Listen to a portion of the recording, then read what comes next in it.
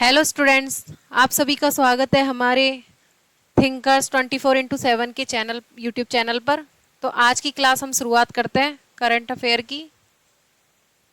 Daily के हम 10 question कराते हैं, तो प्लीज़ आप इन क्वेश्चनों को डेली देखा करें और रिवीजन भी किया करें। तो आज का पहला क्वेश्चन देखते हैं हम। निम्नलिखित में से किसे मरणोपरांत आध्यात्मिकता श्रेणी में 2025 में पद्मश्री पुरस्कार प्राप्त है? मधुगुल्ला नागफनी शर्मा, लीविया लोवो सरदेसाई, एमडी श्रीनिवास, लामा लोबजंग। इन चारों में से आंसर है, अगर आप लोगों को याद है तो आप लोग करके देखिए, बाकी इसका आंसर है पहले का 4, लामा लोबजंग। ठीक है, अगला क्वेश्चन देखते हैं दूसरा। भवानी पाठक और देवी चौधरानी निम्नलिखित में से किस विद्रोह से संबंधित प्रसिद्ध लीडर थे? भवानी पाठक और देवी चौधरानी निम्नलिखित में से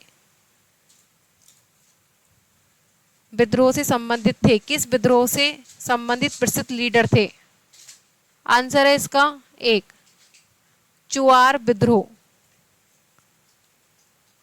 तीसरा क्वेश्चन। मराठी भाषा की अग्रणी दलित आत्मकथात्मक कृति के रूप में पहचानी जाने वाली कृति बलूटा की रचना किस लेखक ने की थी? ये जो बलूटा है, इसकी रचना किसने की थी, इसके लेखक कौन थे? इसका आंसर है नंबर 3, ओम प्रकाश वाल्मीकि ने की है इसकी रचना। अगला क्वेश्चन देखते हैं चौथा।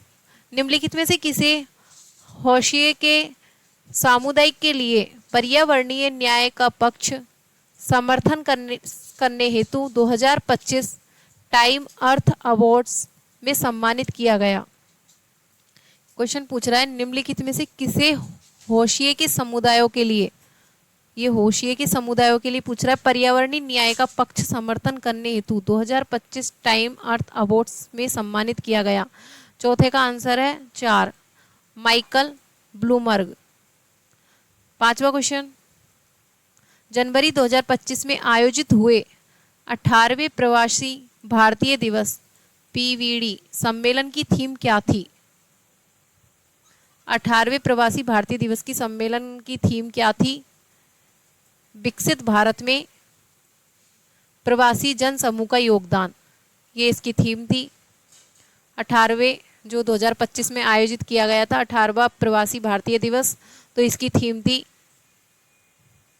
विकसित भारत में प्रवासी जन समूह का योगदान। ये क्वेश्चन इंपॉर्टेंट है, दोबारा आ सकता है। छठा क्वेश्चन। जनवरी 2025 में 7वीं PM STAIAC के दौरान चर्चा की गई हीमोफीलिया के लिए भारत की पहली स्वदेशी CAR-T थेरेपी और जीन थेरेपी को किन संस्थानों के विशेषज्ञों द्वारा प्रस्तुत किया गया था? इसमें किन संस्थानों के विशेषज्ञों द्वारा प्रस्तुत किया गया था? छठे का आंसर है 4, IIT बॉम्बे और सेंट जॉन्स हॉस्पिटल बेंगलोर। किसके द्वारा? IIT बॉम्बे और सेंट जॉन हॉस्पिटल बेंगलोर। सातवां क्वेश्चन। अहिंसक प्रतिरोध और स्वशासन के सिद्धांतों को रेखांकित करने वाली पुस्तक हिंद स्वराज के लेखक कौन है? उल्टा क्वेश्चन भी आ सकता है कि ये हिंद स्वराज जो पुस्तक है तो इसको किसको रेखांकित करती है? अहिंसक प्रतिरोधक और स्वशासन के सिद्धांत को रेखांकित करती है। तो ये अभी ये क्वेश्चन आया हुआ है एग्जाम में कि इसके लेखक कौन है, तो इसके लेखक है महात्मा गांधी। उल्टा भी पूछ सकता है कि हिंद स्वराज जो पुस्तक है ये किसको रेखांकित करती है, तो ये मुझे ज़्यादा इंपॉर्टेंट लग रहा है, आ सकता है क्वेश्चन अहिंसक प्रतिरोध और स्वशासन के सिद्धांत, तो इसको याद रखना। आठवां क्वेश्चन देखते हैं। भारत के जनसांख्यिकी इतिहास में कौन सी अवधि मृत्यु दर में तीव्र गिरावट और लगातार उच्च प्रजनन दर की अवधि के रूप में दर्ज की गई है? ये मृत्यु दर की तीव्र गिरावट के बारे में पूछ रहा है। आठवें क्वेश्चन का आंसर है 1, चरण तृतीय 1951 से 1981। 9वां क्वेश्चन, मार्च 2025 में भारत सरकार ने अतिरिक्त खर्च के लिए संसद से मंजूरी मांगी। भारत सरकार ने अतिरिक्त खर्च के लिए संसद से मंजूरी मांगी। किस क्षेत्र को वंचित क्षेत्रों में नेटवर्क अपग्रेड करने के लिए धन आवंटित किया गया था? 9 का आंसर है 2, दूरसंचार। दूरसंचार के लिए आवंटित किया गया था। जो क्षेत्र वंचित क्षेत्रों से नेटवर्क अपग्रेड करने के लिए, जो वंचित क्षेत्र है ना, उनके नेटवर्क को अपग्रेड करने के लिए किया गया है दूरसंचार, ये जो है इसको आवंटित किया गया है धन। संसद से मंजूरी मांगी है भारत सरकार ने। ठीक है। 10वां क्वेश्चन है, भारत में 10,000 हेक्टेयर से अधिक कृषि योग्य कमान क्षेत्र सीसीए वाली सिंचाई परियोजनाओं को खालिस्तान के रूप में वर्गीकृत किया जाता है। 4 है इसका आंसर। एक मिनट। प्रमुख परियोजनाओं के रूप में वर्गीकृत किया जाता है।